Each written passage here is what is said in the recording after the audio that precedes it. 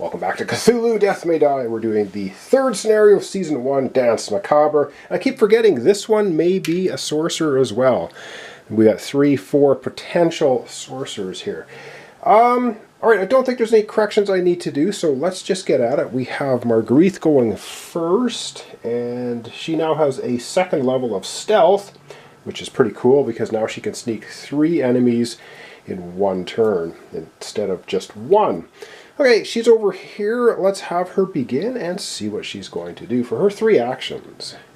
Alright, well, we have 3 potential sorcerers here. One of them might be a sorcerer. We don't know. So I think for her very first action, she's going to take one of the scenario actions, Interrogate. Turn up to 2 face-down ball-goer tokens in your space. Keep any sorcerer's face up. And any dancer's face up as well. Oh no, turn back dancer's face down. Oh, did I not do that? Turn up 2 face-down ball-goers, keep any sorcerer's face up, and turn back. Oh, any dancers. Oh, geez. I think this dancer should have been turned back down. I misread that. All right, well, let's go ahead. The first one is a dancer. We've got 2 more. Which one do we want? Let's go for this one. No! Okay. And then you turn them back down. Isn't that what it says? Let me just double check that. We'll come right back. Yep, sorry for bumping the camera there. Yes, you're to turn the other ones face down. So this one should have been face down. It doesn't really matter, but that's what you're supposed to do. Well, maybe the middle one's a sorcerer? I guess we might as well give it a go. So we get to turn up to 2, and it's a sorcerer! Alright, we found... Oh man, we found the 4th sorcerer. Oh goodness, and I guess we can turn this one up. It doesn't matter because it just gets turned down again. That was her second action. She now has 1 action remaining. And darn it, I wanted to give her some healing. Should we give her some healing or should we move her? She can move with the sorcerer because she has the peacock with her. Do we want to do that or not? Oh man. Oh dear, this is brutal. I think we're going to do a rest action. I know we probably should move her with the sorcerer, but I'm going to do a rest action. She's in pretty rough shape. And this could very likely come back to bite us, but I do want to heal her wounds for 2, and we're going to heal 1 stress. Boom. Done. Alright. Back to the main boards. It is time now for a Mythos card, and I'm sure this is just going to be horrible. Mythos card time. We already have 2 of these with symbols on it. We get a 3rd one, and we know what happens there. It means the black goat is going to advance. Not a symbol, not a symbol. Oh my god. Symbol!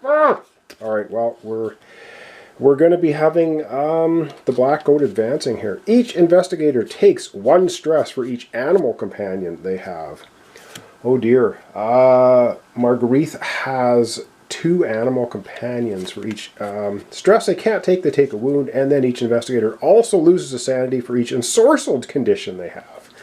Okay, bottom line, what that's going to do is it's going to mean Margari is going to get 2 stress, and Elizabeth is going to get 1 sanity. Well, we can do her sanity knock right there for Elizabeth because she has 1 sorcelled condition. So I'm just doing that. Now let's go over and give Margari her 2 stress.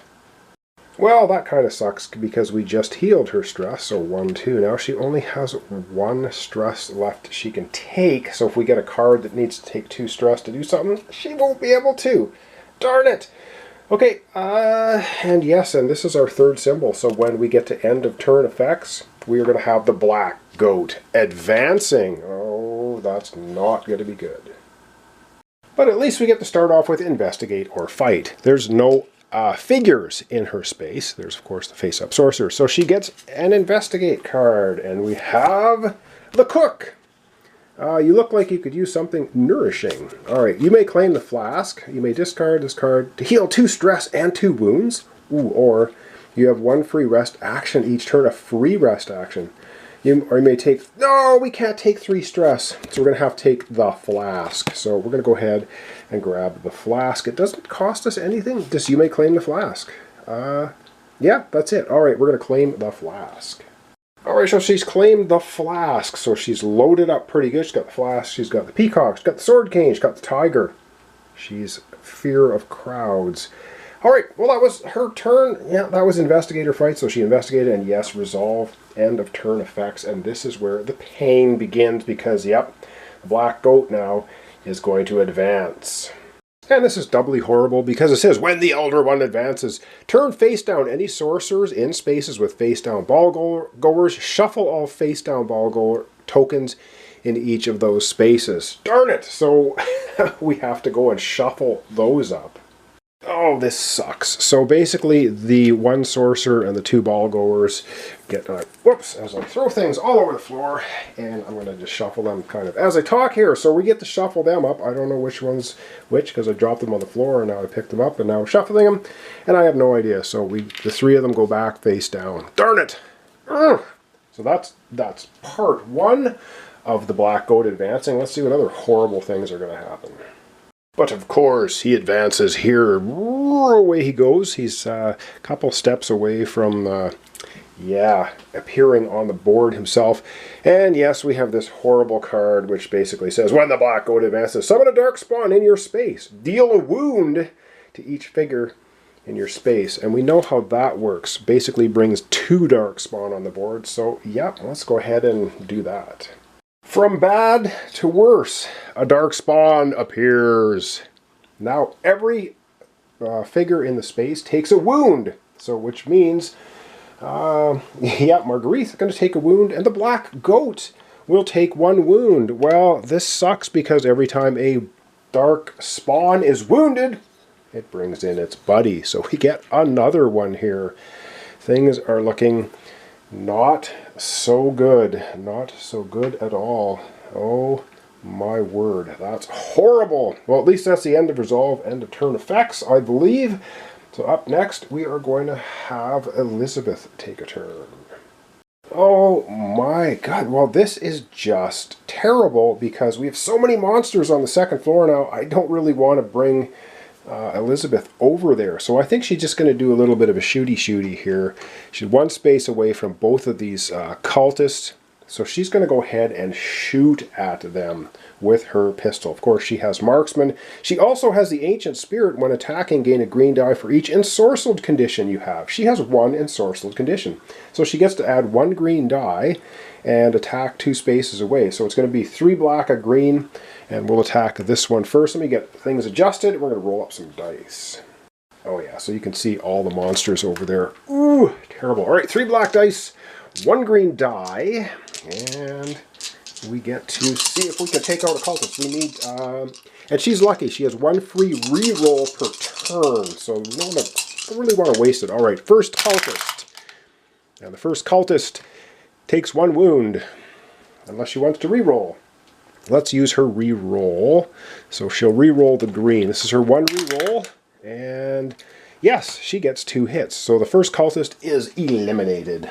She takes him out, but now she's used up her reroll. That was her first action. Her second action will be to attack the second cultist by shooting in the face, and we get 1. So she can't reroll, so it does 1 damage to him. And we're gonna, oh, and she also takes 1 insanity, so let's do that first before we get to her third and final action. And yes, we can use stress to reroll, but you know what? I'm not going to bother. We're going to roll 1 more time and attack that cultist again. All right, final attack on the cultist. He's got 1 wound. We just need to hit him once. All right, come on. Sure, we can hit him once. Of course, this time we get 4 hits, and we also get an insanity, which is actually pretty good. So this guy absolutely, she just pegs him right off that time. But now she's going to take 1 more insanity hit, which is actually, I think, kind of what we want. All right, she takes 1 more sanity hit, which puts her here. So she's going to level up, and she's obsessive disorder. Move your stress to match your health. Well, they're both at 0, so that's cool. Oh, darn it, she could have used the stress to... It doesn't matter. We'll leave it at that. And then you have to have the same number on either side of your card. So she's got 1 here, 1 here. All good. So that's her obsessive disorder. Now she gets to level up. She can level up her stealth. When you run, you can sneak 3. I wonder, does she want to do that? Oh man, or does she, you know, she's going to increase her marksmanship. Gain 2 green dice when attacking a target not in your space. So what that's going to mean now with the Ancient Spirit, and that, she's going to be rolling 3 green dice plus 3 black dice attacking enemies not in her space. Wow, that's pretty powerful. That's what we need. Unfortunately, now we are into drawing the Mythos card, and you know how lovely those are. So we're going to have to shuffle everything, of course, and draw a Mythos card. And I am sure this is going to be horrible. Alright, we've got these cards here. We got them all. I'm going to stuff these back into the deck. We're going to give this a nice good shuffle. And then we're going to be drawing one of them. Well, it's not going to be advancing for a little bit anymore, the black goat, because I already did. Boy, we have 4... Yes, we have 4 dark spawn on the board now. Ay, that's horrible. It's really, really bad. And we know where the final sorcerer is, but now he got mucked up with everything. And there's also, oh man, there's also so many. All right, there we go. There's a Mythos card. And what do we have? We have our, oh no, Dark Spawn Strike. That just sounds show. Each Dark Spawn moves 2 spaces. Wow, hang on. Do they move out of a location? I don't think they move out of a location if they're in a location with somebody already. I don't think they do. And then summon a Dark Spawn at yellow. I'm going to double check the rules on movement for monsters, because we have 2 Dark Spawns sitting there with Margari. Everyone, all the Dark Spawn are going to try to get over to Elizabeth, though. So let me double check the rules, and then we're going to get moving a whole pile of Dark Spawn. Alright, well, the rules clearly state that you move the monsters and you ignore all other investigators. So every Dark Spawn on the board is going to try to move 2 spaces towards Elizabeth, ignoring Margari, which that's how the rules are written. So this Dark Spawn is going to go 1, 2, up to here. The one here at the stairway is going to go 1, 2 into here. Oh dear. And the 2 that are currently sitting with Margari are just going to leave her alone and head up. So 1, 2, we have 2 Dark Spawn there. 1, 2, we have, oh my word, we have 3 Dark Spawn now in this hallway area. Oh my God, that is really something. Okay, well, that's the way that's supposed to work. Each Dark Spawn moves 2. Nobody got to her though, so that is great. Summon Dark Spawn at the yellow gate, which is right here. So, yeah, this is our 5th Dark Spawn showing up at the yellow gate. Now, that's the end of the Mythos card. Wow! And it has a symbol on it as well. Holy jumping. Well, bottom line is, Elizabeth is all by herself, which means she gets to investigate. She just doesn't have to fight anybody. Alright, well, investigate time. And what do we have for the investigate card for her? The wife. She seems distraught or furious. The pistol she's carrying doesn't help. If you have the couple as a companion, discard them. We don't. You may take 2 stress to claim either the wife or the pistol. What does the pistol do? When attacking, gain a green die. If you have... What? Oh, are you kidding me? When attacking, gain a green die. If you have the marksman skill, gain 2 instead. So now she would end up getting 2 for marksman, 4, 5, 6. Oh yeah, she's going to take the pistol. I do believe this all stacks, doesn't it? Gain 2 instead when attacking. Yes. Well, she's absolutely going to take the pistol. So do we have to take 2 stress to claim the wife or the pistol? We're taking the pistol and taking 2 stress. Oh yeah. All right, she's going to take the pistol, which is going to give her a crazy amount of green dice while attacking at range. So just even when attacking, you gain a green die without the marksman. So she even has a green die attacking in melee. All right, so this is going to be 2 for marksman here, 2 for marksman here, 1 more. So she's at range now, of range 1, she will be rolling 5 green dice plus 3 black. Wow, that is awesome.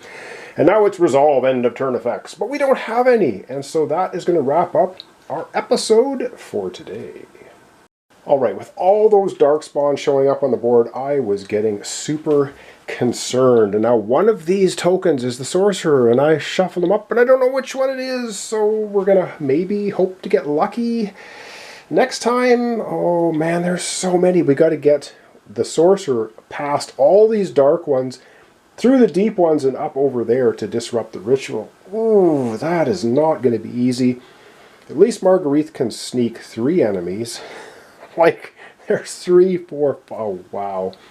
This is going to get absolutely a little bit wild. So anyway, thanks so much for watching along. Thanks for your comments, subscriptions, likes. This is Cthulhu Death May Die. We're playing the Season 1, Scenario 3 called Danse Macabre. We have to get the 4th Sorcerer up there. We know it's one of these 3 tokens now.